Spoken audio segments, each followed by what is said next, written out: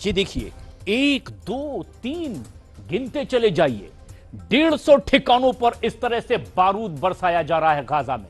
और जिस तरह से खूनी हमले इस वक्त गाजा में चल रहे हैं, उसे देखकर अब साफ लगने लगा है कि राष्ट्रपति ट्रंप और प्रधानमंत्री नेतन्याहू के बीच में अब गाजा की डील फाइनल हो चुकी है। एक तरफ इजरायली सेना ने 24 घंटे के भीतर ही 150 ठिकानों पर इस तरह से हमला किया, 140 से ज्यादा फिलिस्तीनियों को मार डाला है।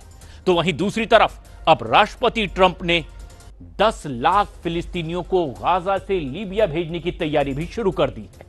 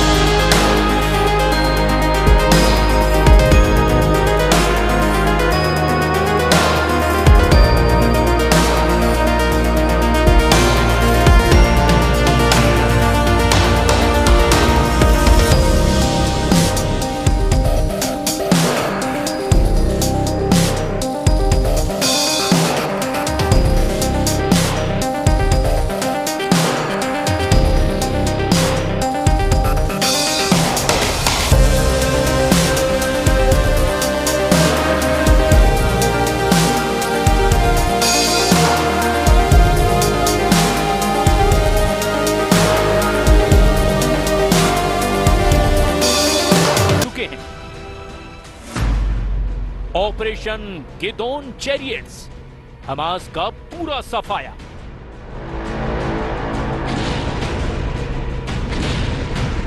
दो 200 किलो से लेकर 2000 किलो तक के बम और मिसाइलें इजराइल एयरफोर्स इस वक्त गाजा में हमास के बचे खुचे अड्डों पर मार रही है। धमाके इतने भीषण और खूनी हैं जिन्हें देखकर किसी की भी रूह कांप जाए।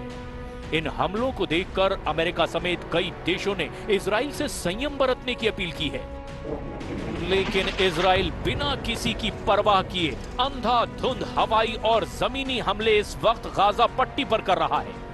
हम आपको दिखाते हैं कि पिछले 24 घंटे के अंदर गाजा में इजराइल हमलों का कितना भीषण और व्यापक असर हुआ है। गाजा पट्टी के दिरल बला में इजराइल ने बड़े पैमाने पर मिसाइल हमले किए। 140 से ज्यादा लोगों की इसमें मौत हो चुकी है। इस हमले में भारी तबाही हुई है और घटना स्थल पर धुएं का घना गुबार देखा जा रहा है। रिहायशी इलाके भी इस हमले की चपेट में आ गए। इजराइल की तरफ से किया गया यह हमला गाजा में भारी तबाही मचाता दिखाई दिया। मृतकों की संख्या में भी बढ़ोतरी की आशंका है। इस घटना के बाद से पूरे क्षेत्र में तनाव और ज्यादा बढ़ गया है। पूरे इलाके में भगदड़ मची है, बदहवासी जैसी हालत दिखाई दे रही है। इजरायली सेना ने गाजा में गिदोन चैरियट्स अभियान शुरू कर दिया है, जिसका मकसद हमास को खत्म करना और बंधकों को रिहा कराना है। شمال قطاع غزة الاحتلال قصف أكثر من منزل مأهول بالسكان بشكل مباشر دون سابق انذار. خلفت هذه الاستهدافات عشرات من الشهداء. ما تم انتشاله أكثر من 50 شهيد تم تحويلهم إلى مستشفى العودة والأندونيسي في مناطق गाजा पर 600 दिन का सबसे बड़ा खूनी हमला।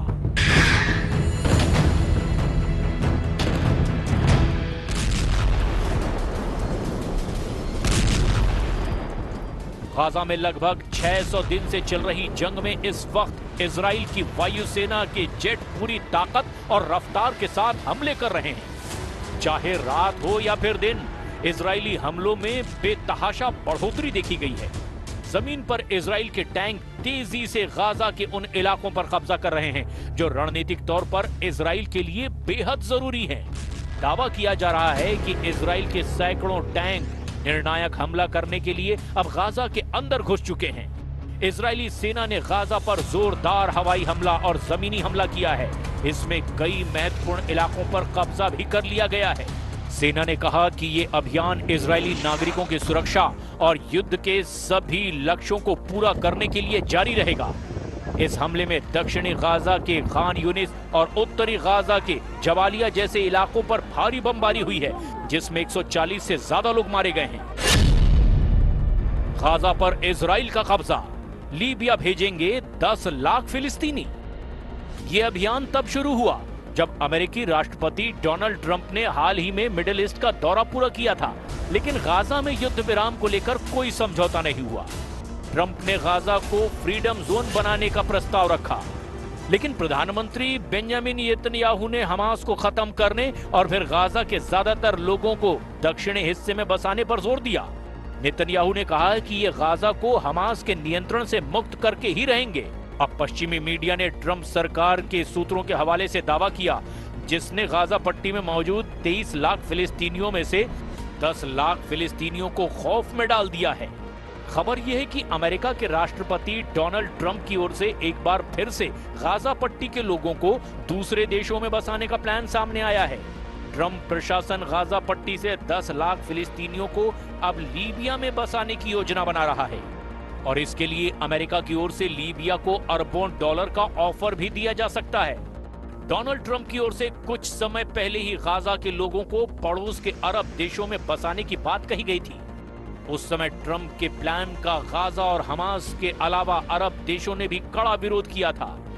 एनबीसी न्यूज अपनी रिपोर्ट में बताता है कि ट्रंप प्रशासन ने लीबिया के नेताओं के साथ इस बारे में बातचीत शुरू कर दी है। फिलिस्तीनियों को बसाने के बदले अमेरिका से लीबिया को अरबों डॉलर की वो रकम मिलेगी जो उसने सालों पहले फ्रीज कर दी थी। हालांकि अभी इस बारे में कोई आखिरी फैसला या समझौता नहीं हुआ। स्टेट डिपार्टमेंट्स और नेशनल सिक्योरिटी काउंसिल ने इस पर टिप्पणी भी नहीं की है। इजराइल सरकार के प्रतिनिधियों ने इस मामले पर कोई टिप्पणी करने से इनकार कर दिया, लेकिन ऐसा लग रहा है कि गृह युद्ध से जूझ रहे लीबिया में 10 लाख फिलिस्तीनियों को अब गाजा से लीबिया भेज दिया जाएगा। अगर ऐसा होता है तो ये तय हो जाएगा कि अब इजराइल गाजा से सभी फिलिस्तीनियों को हटाकर पूरे गाजा पर कब्जा कर लेगा।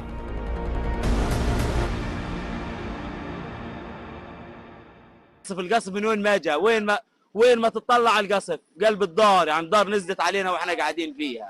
شظايا لقيت رايحين على غزة على نقطة أي مكان। इधर ऑक्सफैम के इजराइल और फिलिस्तीनी क्षेत्रों की पॉलिसी लीड बुशरा खालिदी ने कहा कि ये गाजा में इजराइल के युद्ध का सबसे घातक और विनाशकारी दौर है, लेकिन दुनिया ने इससे मुंह मोड़ लिया है। 19 महीने की तबाही के बाद गाजा एक ऐसी जगह बन गया है जहां अंतर्राष्ट्रीय कानून निलंबित है और मानवता गायब है। दरअसल इजराइल ने मार्च 2025 के मध्य में 6 हफ्तों का सीज फायर तोड़ दिया और गाजा में हमले फिर से शुरू कर दिए। उसका कहना है कि हमास पर सैन्य दबाव डालना बंधकों को रिहा करवाने का सबसे अच्छा तरीका है।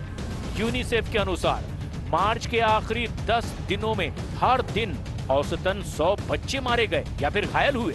स्वास्थ्य मंत्रालय के अनुसार 7 अक्टूबर 2023 से लेकर के अब तक अनुमानित 53,000 फिलिस्तीनी मारे जा चुके हैं, जिनमें से लगभग 3,000 लोग 18 मार्च को सीज फायर टूटने के बाद मारे गए।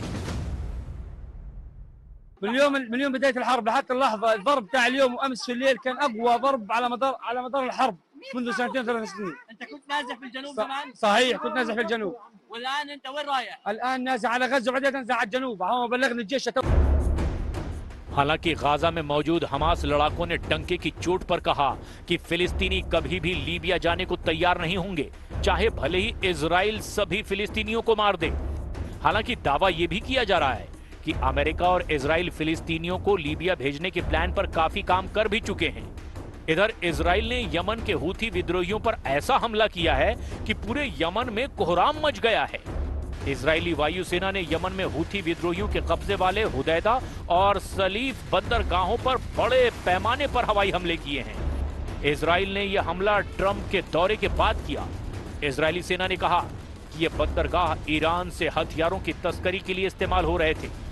हमलों में 15 लड़ाकू विमानों ने 35 बमों से यमन के बंदरगाहों को भारी नुकसान पहुंचाया है। इजरायली सेना ने कहा कि ये बंदरगाह हूथी आतंकियों की ओर से सैन्य गतिविधियों के लिए इस्तेमाल हो रहे थे और इसे बर्दाश्त नहीं किया जा सकता। इजरायली रक्षा मंत्री इजराइल काट्स ने हूथी नेता अब्दुल मलिक अल हूथी को चेतावनी दी कि यदि हमले जारी रहे तो उन्हें गंभीर परिणाम भुगतने पड़ सकते हैं। אם החות'ים ימשיכו לירות טילים לעבר מדינת ישראל, הם ייפגעו קשות ונפגע גם במנהיגים. כמו שעשינו לדף ולסינוארים בעזה, לנסראללה בביירות ולהניע בטהרן, כך נעשה גם לעבד אל-מלק אל-חותי בתימן. इजराइल में हमास के बर्बर हमले के बाद शुरू हुई लड़ाई गाजा को पूरी तरह बर्बाद करने की तरफ बढ़ चुकी है। रिपोर्ट्स के मुताबिक गाजा में मानवीय संकट अपने सबसे भयानक दौर में पहुंच गया है। इजराइल ने गाजा में खाद्य सामग्री और दूसरी जरूरी चीजों की सप्लाई पूरी तरह से रोक दी है और बमबारी को अब और ज्यादा तेज कर दिया है। मानवीय संगठनों ने चेतावनी दी है कि इजराइल की ओर से खाने पीने के सामान की सप्लाई रोके जाने से गाजा में भूखमरी का खतरा मंडरा रहा है। डॉक्टरों का कहना है कि उनके पास सामान्य बीमारियों के इलाज के लिए दवाई तक मौजूद नहीं है। कुल मिलाकर इजराइल ने गाजा से लेकर यमन तक भयंकर खूनी हमले शुरू कर दिए हैं और अब देखना यह होगा कि अमेरिका इजराइल के इस मिशन में कहां तक साथ देता है।